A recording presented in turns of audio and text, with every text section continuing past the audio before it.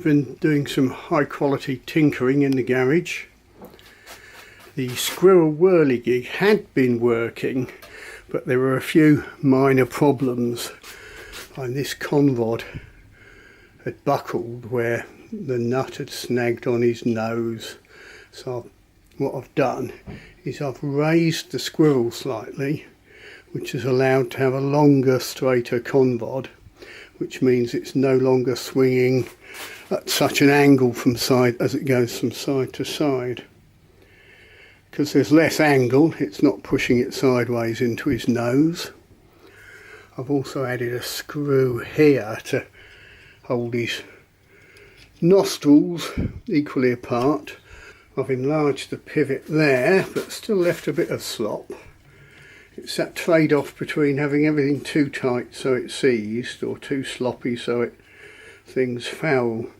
It's turned out of steel. I thought, oh, that's going to rust. How can I blue that? I remembered I had some old gearbox oil, so I got it red hot, or nearly red hot, got it blue hot and dumped it in the oil, which was quite satisfying. So anyway, you can see his motion is all much smoother now. He's still a little bit tail heavy, but I'd thinned his tail a bit to get the balance better. I think he should run nicely now. The other thing, or a couple of other things, for the bluing I used my nice new brazing torch. My old one wouldn't shut off properly. All the ones on eBay and the internet seem to be like this, but it works really well, because that's an ignition button. Then you hold that down and it keeps it latched in, so you don't need to hold the trigger. Seems to work really well. Other thing, new hot air gun mounting jig for heat treating. So I can slide the heat gun up and down. I can angle it slightly if I want. Because it's just got feet rather than a big plate and a front and a back, I can see what's going on.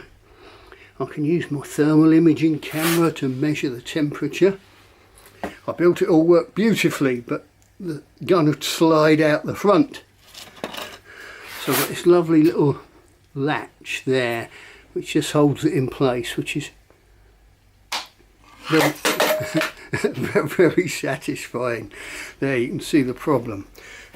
So we just put the gun in like that, flick the latch and it holds it in place. I love those sort of little mechanisms that you can't design them right first time. You just make one out of a bit of wood and think, oh, that works well.